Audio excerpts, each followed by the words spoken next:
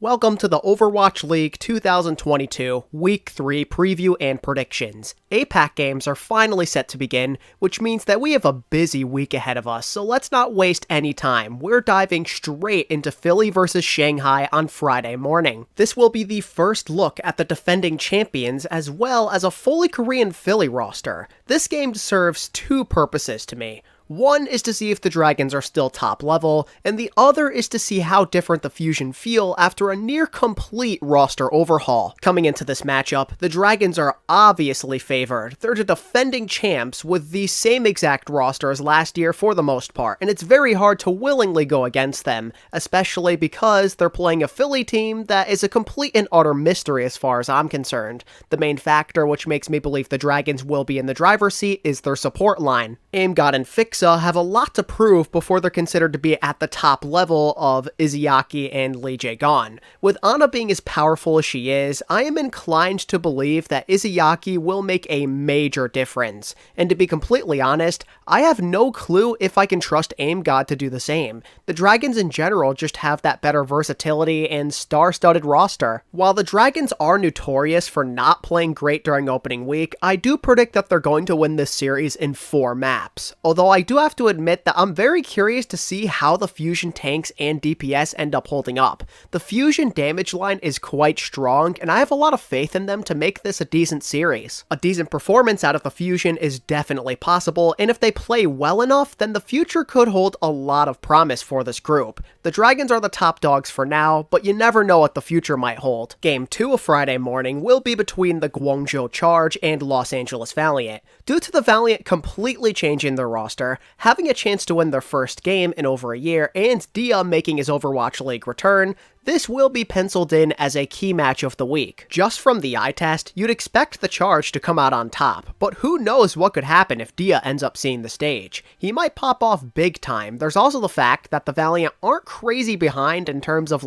backline skill level. While I prefer the Charge there, I don't think it'd be totally impossible for the Valiant to pull ahead there. So if the Valiant supports can get it going early, their chances of winning this game go up significantly. However, I'm pretty unsure of how the Valiant perform at tank, which is a big reason why I see them as underdogs. The Charge are simply more versatile since they can play either Krong or Rio depending on the map and scenario. And considering that both players are significantly more proven than Sashin, it's hard to not give the nod to the Charge. Krong in particular is someone who could really bust this game wide open. I will say though, Hanbin recently noted that APAC teams seem to really like the Zarya pick. If a heavy Zarya meta ensues, that would really work out to the Valiant's advantage since their tank player would be in his best element. But that's a big if on top of the fact that Krong is no slouch on the Zarya himself. When it's all said and done, the Charge take the series in 4. The Charge have so much going for them currently. Their roster is more well-rounded, which gives them the advantage in any sort of drawn-out series, such as this one potentially. And to wrap up day 1 of APAC, we have the Dynasty and Spark, and this should be a fun game to watch. I'm especially excited to watch the Dynasty now that they have Smurf. If the meta is anything close to what we've seen in North America,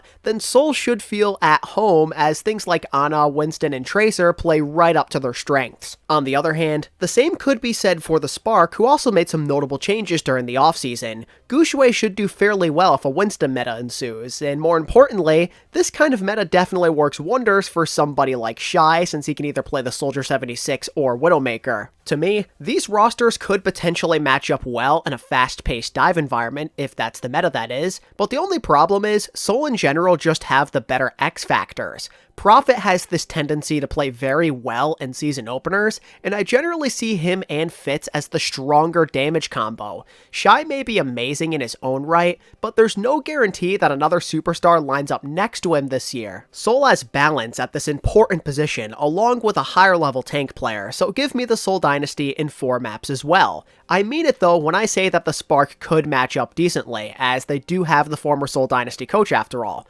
The score may not indicate how close this game truly ends up being, but since I have no clue what to expect from APAC, I'm gonna stay faithful to my power rankings. Next, as we move back into North America, we have the Washington Justice and Paris Eternal. In an ever-changing meta where things seem to be different every single week, I have zero clue what to expect out of two teams who have been largely confusing so far. But if we go off success or lack thereof in the case of Paris, the Justice are definitely in better shape. Paris have looked pretty lost so far. Based off the sudden release of Naga, it's clear they're going through some stuff. Meanwhile, Washington's confidence continues to grow after a massive W against the Atlanta Reign. Team sports are largely momentum-based, and Washington are currently carrying a lot of that. And it really doesn't help that the current outlook of the meta, at least based off of last week, heavily favors the Washington Justice. Decay, Happy, and Mag running rampant on their comfort picks is obviously an issue, and so long as the meta continues to go this way,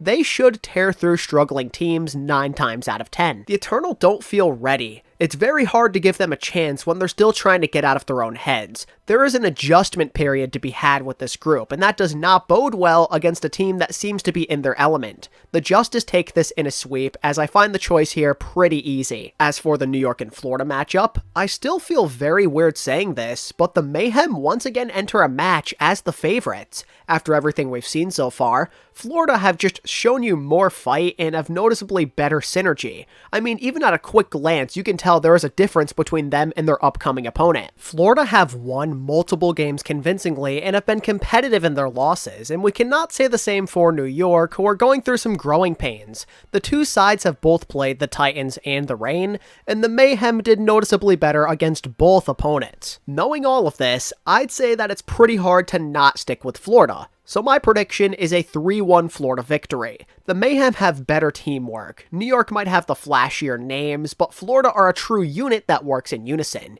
You've got to go with the hot hand in this situation. New York is way too risky of a pick. Now for Dallas and Toronto. This shall be a key match of the week. Aside from two good teams playing each other, I genuinely do see this as a great test for the Toronto Defiant.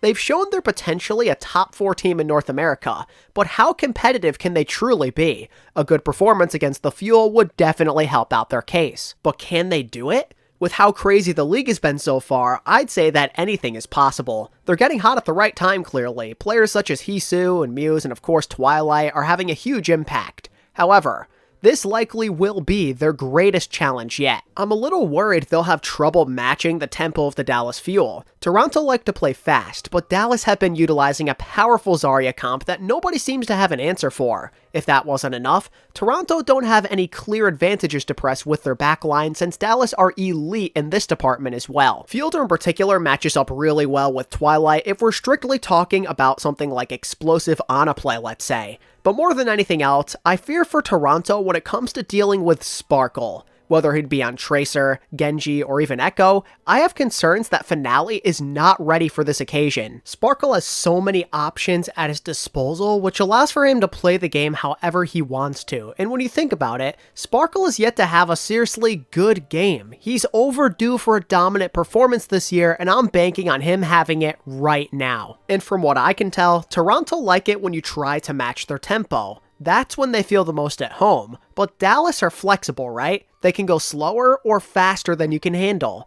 They're a more versatile roster with more favorable playmakers. The Fuel take it 3-1.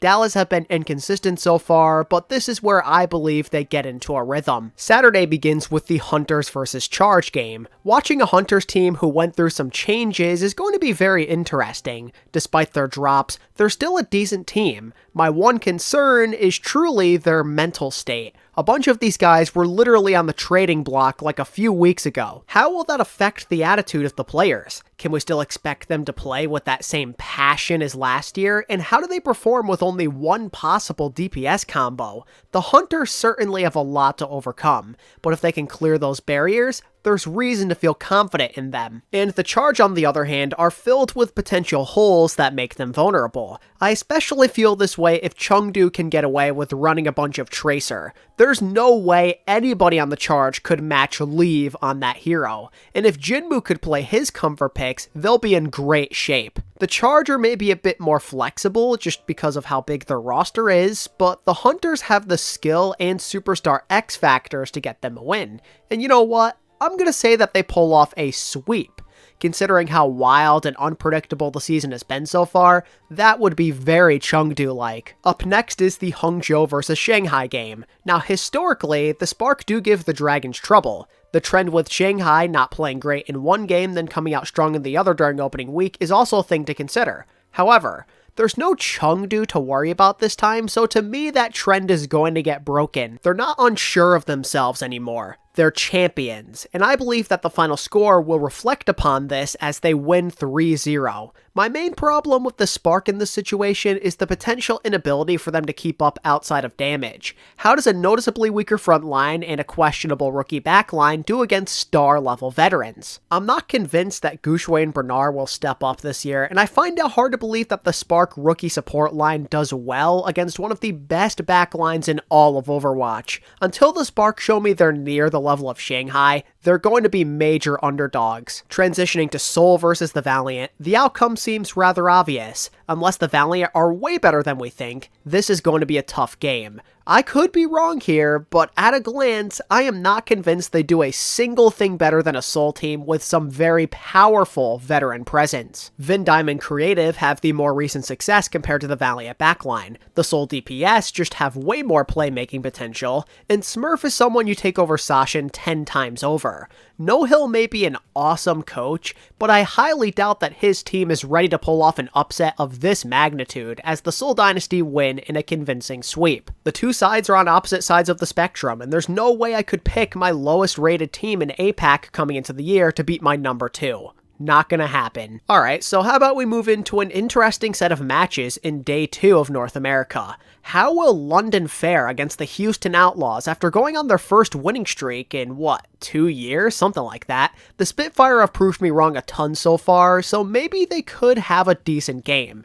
And what works well for them in this particular matchup is they've already shown they can deal with the Doomfist comps thanks to the Boston game. Houston are obviously a way more organized opponent, but still, it definitely makes you feel better about the Spitfire's chances. However, I do have a problem with London still. They have yet to be a single noteworthy team. Their wins are no doubt impressive, and I'm not trying to disrespect them here, but this type of foe is a couple of notches ahead of Boston and Vancouver. Houston have the star power needed to overwhelm the Spitfire, but also the organization that Boston and Vancouver were lacking. Teamwork ain't gonna cut it. The Outlaws should be taking this, but due to London's recent play, I feel comfortable giving them a map just because why not? The Outlaws should mostly remain in control, as I believe the likes of Pelican and Iris could be in for a fantastic day. In fact, I'm kind of counting on it. The Spitfire could maybe be like one of the better lower tier NA rosters, but there's a large difference between beating a meh team and beating one at Houston's skill level. Next we have key match number 3 of the week to look forward to, when the LA Gladiators clash with the San Francisco Shock.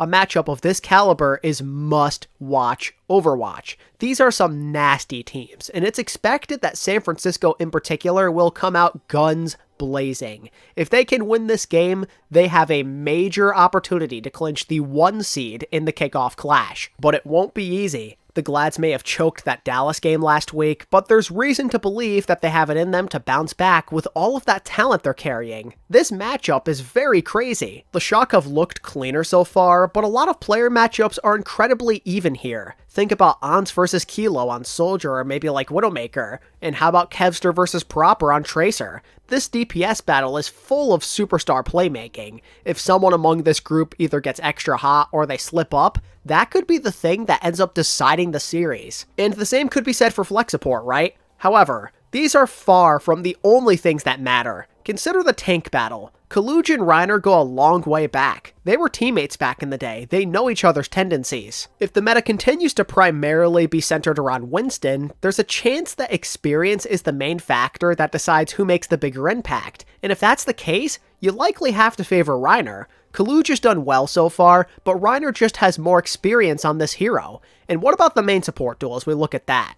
Can somebody like Violet keep up with a premier Lucio player like Funny Astro? And what about Skewed on Brig? I'm not so sure. So far, I think Violet has done well, but he hasn't had a challenge quite like this, and I fear that he could get picked on if the Glads play their cards right. This one feels like a serious 50-50. The Glads on paper feel a bit stronger, but the Shock have looked more consistent. It's a really tough call, but I shall be picking the Gladiators in a 5-map series, and there's a few reasons. 1, I feel they'll provide Proper and Kilo with a good enough challenge to prevent them from completely taking over this game.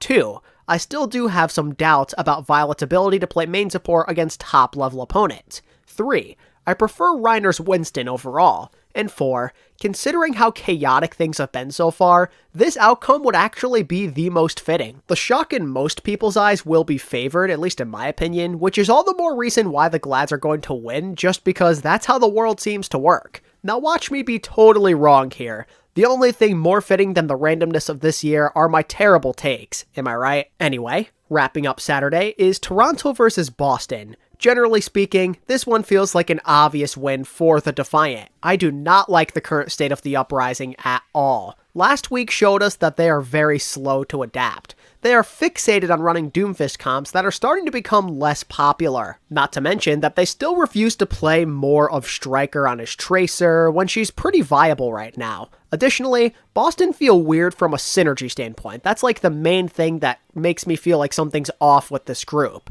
People get picked first way too often, and I generally feel like they aren't playing as a team enough. People go off and do their own thing way too much. We'll see nanovisors and nanoblades, but no one's there to assist the DPS. The coordination just has to be better. If they want their playmakers to pop off to their maximum potential, everybody has to be on the same page. If Boston are having trouble with teams they should be defeating, how am I supposed to trust them as an underdog? Toronto carry their momentum with another sweep to help get them very close to locking into the tournament. The Defiant are kind of in their comfort zone right now, and Boston, well, they're not. They like to play it patient, and that means they're going to be at the mercy of Muse and Twilight, who like to push the pace. Okay, on to the final day of this 18-match extravaganza. Starting in the APAC region, you've got the Guangzhou Charge taking on the Philadelphia Fusion. In theory, there's a whole bunch of randomness at work here. 2 unproven support lines facing off, while proven veterans at tank and DPS go blow for blow. I don't think it's crazy to say that there's some upset potential here if you're the Charge. Are they trustworthy without watching them play a single game though? Probably not, right? The Fusion just have a bit more going for themselves in their current states, which is why they're favored. Their hit scan situation excites a lot of people greatly, and understandably so. And Develop is only one man, right? So he's kind of at the mercy of a very strong hit scan duo of Carpe and MN3. The Fusion simply are stronger at most places, and they have a more versatile rotation, which kind of helps them. Things are somewhat close everywhere, I'd say, but I slightly do prefer Philly in pretty much every area. This is largely thanks to my preference of Fixa over Unique, and me having high hopes that Aim God has an okay return. Places like Tank and Flex DPS maybe could go the way of the Charge, but in return, you have to remember that this franchise is coming off a troubled season where very little has changed. Supposedly, the pecking order in APAC is very similar to last year, so I favor the Fusion 3-1. I have zero clue what to expect. I haven't seen either team play yet, but if it comes down to which roster I prefer, give me Philly all day. With that out of the way, we can discuss my final key match of the week, the Hunters versus the Dynasty. These two had a pretty nasty rivalry last year, and I'm expecting a lot of the same. The only issue is, the Hunters have made some changes, as we discussed previously, and said changes could make this game harder for them. The most notable thing, at least to me, is the loss of Yveltal. While I don't mind Nisha, Chengdu did play at their best last year when Yveltal was in the lineup, and they'll be going up against a promising rookie in Vindime, which could be an issue. I'm also just generally unsure of the Hunters' plan in terms of what they want to run in this meta. I don't know if it's going to be friendly for the likes of Jinmu. I'd assume they'll figure something out, but will it end up being effective? DPS has been such a huge point of emphasis in Overwatch 2, so this is going to favor Seoul since they just have the greater presence at this position. In return though, Chengdu do have a backup at tank, so I guess it could even out in a way depending on what gets played. The meta could be huge in deciding a winner here, because as far as I'm concerned, they do match up pretty well still. I mean, Profit versus Leave, that's always a good time, and I have no doubt that Flex Support and the tank battle will also be spectacular. This game could be really close. I like how these two match up on paper. So when it's all said and done, I'm going to pick the Seoul Dynasty to win in 5. Seoul generally feel like they're in the better place. From a mental perspective, they're obviously going to be more confident. Unless Smurf really struggles with whatever the meta is, I suspect that the Dynasty should hold on. It could end up being a little close for comfort, as Chengdu still do have leave after all, and so long as he's enabled, there's always going to be a chance. But from a glance, I'd say the Dynasty have the better supporting cast, which is why I ultimately favor them at this point in time. And that leaves us with the Spark and Valiant to end the APAC games for the week. After talking about the Valiant twice already, I think you kind of already have an idea of where I'm going. The Valiant are underdogs, blah blah blah. The Spark are more versatile, yada yada yada. There's not much to say, so I'm just gonna get this over with. My pick is a 3-0 Spark W. Aside from coaching, there's not a single place that I truly do prefer the Valiant in this matchup. The Spark have all the tank options in the world, while the Valiant are questionable at best. The Valiant DPS line might be exciting, but the Spark just have more explosiveness and potential star power, and Hongzhou support line is also just way more fresh and exciting to me. Changers or not, the Valiant still have way too many reasons to not have high expectations for them, and until I see improvement with my own 2 eyes, they will continue to not be seen as a threat. And that's going to lead us back into the final 3 games of the week in North America. Admittedly speaking, I'm not super excited about any of these, so we're going to try and run through them quick. Match 1 has the Vancouver Titans taking on the Atlanta Reign. Despite a weak showing against the Justice that could end up being a cause for concern, Atlanta are still in way better shape than the Titans. They might have had a slip up, but they're still a competent team, while the Titans, well, they're not. We're only 3 weeks into the year, and people are already demanding that the coaches on the side of Vancouver be fired. That's how ugly of a start it's been for Vancouver. Despite having some decent talent, they have continuously looked lost. Their synergy is pretty whack, and I think that lack of cohesion, confidence, and strategy just makes them very vulnerable. Unlike their counterparts in London, they continue to conform to the standard meta, and I think they're paying for it as a result. Right now, it seems pretty clear, at least to most people, they're the worst team in their region, and it's not particularly close, which makes it hard to see them winning maps, let alone a series. So, as a result, the Reign sweep with relative ease. Forget about lineups and things like strategy. The simple fact that Atlanta play like a real team is reason enough to believe they win. As we move on to Paris versus Dallas, it's more of the same. Dallas are way more of a complete team who have more confidence and cohesion with their play. The Eternal, like I said before, are obviously going through a huge mental barrier. The coaches and the players are trying very hard to work through it, but clearly it has taken a toll on their play. I have no idea what the Eternal are going through, but from an outsider standpoint, it ain't looking good. To say they're vulnerable would be an understatement. They have a single, just one, map win to their name, and they're playing one of the most loaded rosters in the league. The Fuel absolutely take it in a sweep. If Paris can't take a map off San Francisco or Toronto, it's hard to believe they could do that against Dallas. The Eternal have a lot of soul searching to do. They have to build some confidence, and Dallas is not the team to do it against. And last, but certainly not least, we end this 18-game extravaganza with a Washington versus Boston showdown. Let me reiterate that I currently do not like where the Boston Uprising stand. I love their roster to death, but their teamwork and ability to adapt is weak. And so far, the Justice have looked really good outside of that one game against Dallas. They're on the rise, while Boston are sinking to the bottom. Not only is their synergy better, but they obviously feel a lot more comfortable in the current meta. Their DPS are sitting pretty right now, which is a major issue. Happy and Decay are both feeling it at the same time. That's hard to beat. Maybe Striker could make an impact if he plays a ton of Tracer, but his efforts may not be enough. I especially feel this way since the Justice have other things that they could take advantage of. Think about the tanks. Mag is in his element on that Winston. Meanwhile, Boston seem to be using Doomcom still, which is something the Justice clearly know how to handle thanks to the Atlanta series. And if they try to match on Winston, I fear Mag is going to be more impactful regardless of who he's going up against, whether that be Punk, Marvel, etc. And just to sweeten the deal, the Justice backline has held their own better than I thought, to the point where they clearly aren't a liability, at least for now. And if the support line isn't struggling, Washington have very few weaknesses to exploit. I'm still very far off from trusting Boston. They do not look good against meh teams, and they're getting rolled by solid rosters. So once again, I am predicting a sweep for some classic 3 Overwatch. As mentioned previously, the Boston Uprising are clearly lacking in the synergy department, and if you can't work in perfect unison, big playmakers like Decay and Happy are going to tear you apart every single time. But yeah, that's basically it. That'll do it. that's what my preview for a very exciting week is looking like. What do you think of my Preds this week, and what matchups are you excited for? Let me know down in the comments below. And if you enjoyed the content and you want more Overwatch discussions just like this, be sure to like and subscribe to my channel if you're new. And as always, thank you all so much for watching my content. I appreciate you so much, and until next time, this is ATP, signing out. Peace.